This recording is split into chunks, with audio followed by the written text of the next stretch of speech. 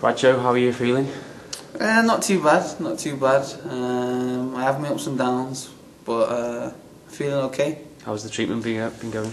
Yeah, it's not too bad. I have it every 2 weeks, so every other Monday, and usually on the Monday I'm quite sick on the evening of having it, and then the next 3 or 4 days are a bit rough.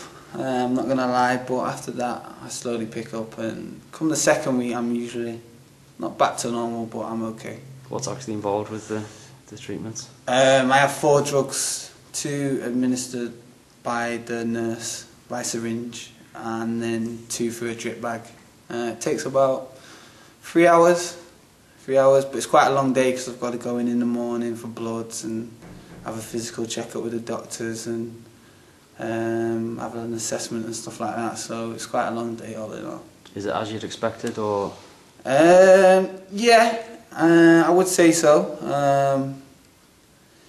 You feel more, not symptoms, but you do feel more side effects that you probably would be unaware of if you didn't know, or someone who had cancer. Or, so there have been a few surprises, but it's you just get by, don't you? You have no option, like, so it's just one of those things.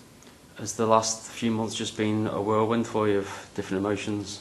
Yeah, obviously before it came out public I'd known for a few weeks, and you just have a lot of time to think, and you don't dwell, but you're just thinking on all possibilities and what happens then and what if. So the emotions are,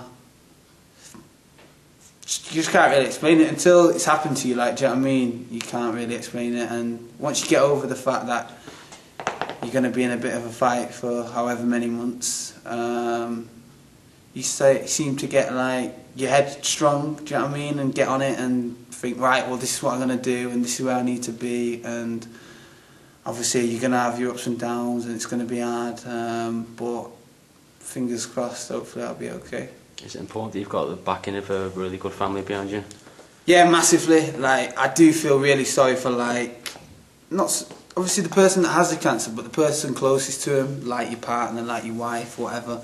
And my missus has had to be really strong and stuff like that, because it's hard. And obviously, I know for a fact if she could take it away from me, she would, like, and she'd have it herself, like, do you know what I mean? So it's one of them, but then you think on the flip side, you've got to stay strong for her, do you know what I mean? And even though sometimes you are struggling, you don't want to show her that you're struggling, and we've got the baby as well, who's growing up so fast, and obviously she's not getting more aware, but she's getting older, so she's, you know, she's knowing more and she's learning more, and you don't want to show her anything that might affect her in the future. And your parents as well, mum's took it quite well, but obviously she's deals with it in her own way and stuff like that.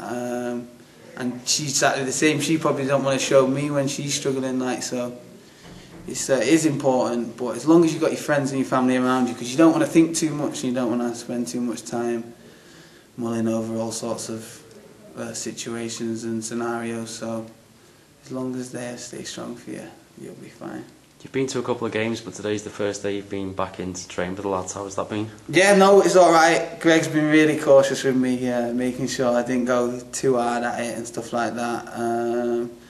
But what the physios have said to me at Christie's is basically, you'll know yourself, and because I play sports and stuff like that all my life, I know when I've pushed myself and when I'm working within myself, so they don't want me to go too hard. And obviously I'll definitely have a nap later on today, and hopefully it won't have knocked me too much come tomorrow. But yeah, it's been really good, yeah. I've liked it. Got out of the house. I've not been staying in. I've tried to keep myself active and stuff like that, and go shopping and go do stuff with the baby and stuff like that. So, but it was nice to see the lads and get out and work with Gregors and Stokesy. The lads have all been in touch with you all throughout the last few months, haven't they? Yep. No, yeah. At first, obviously, it was a bit of a shock, and there was loads of messages and loads of people firing text messages left, right, and centre.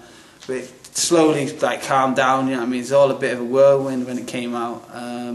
But the lads, yeah, they just check in with me now and again. You don't want them like asking you all the time how you are, and you just want to have normal conversation half the time. But obviously they got their own concerns and they just want to make sure you're doing okay. So it's nice, yeah. Just an odd text from time to time is fine. You were at the Preston game where it was the first minute's applause. How was that for you? Yeah, it caught me off guard. Obviously, I was aware that it could happen, like, but I didn't like really think. I just thought, oh, he's not going to do it for Joe Thompson, like. And then I seen a picture pop up on the screen, and yeah, like I say, it caught me off guard. I was a little bit choked up for a little bit, but it was nice. It was really nice, and I appreciate the Preston fans respecting it and stuff like that. And you've had plenty of message support from the Tranmere fans as well. Yeah, no, I wasn't on Twitter, but I thought like I should, because obviously people would want to reach out in a way and just send their support, and I had loads of emails, loads of letters, people that have experienced it and got through it, people that have a brother or whatnot who have experienced it. So it's nice to know, because there's a lot of success stories. When you think of cancer, you panic, you hit the red button, don't you? Like, do you know what I mean? But when you actually become aware of it and know more about it, there's so many success stories, and there's so many people working so hard day in, day out to help with the research, to fundraise. So yeah, it's really nice. It was nice to see football was united in a way. And one of your teammates is going to grow his hair to help out as well? Yeah, no, I spoke to him. I said, you don't have to, like, but he said, no, this is just like my way that I want to try and like come along, because obviously got a little bit of a journey up ahead of me. But he said, I just want to do something, and this is my like way of doing it, and it's brilliant. I can't like thank him enough. I said, you do know you can, for a year you want to do it for, you can't start complaining when you start looking a bit rough and stuff like that. He was like, no problem. So it's a grow for Joe. And is there a special message for the fans who've been showing? Yeah, no, all I can say is thank you very, very, very much. Like, it's all appreciated. Really am grateful. It's touching, and it helps me. That's all I can really say. It really does help me. Like, obviously I'm gonna have down days, and I like to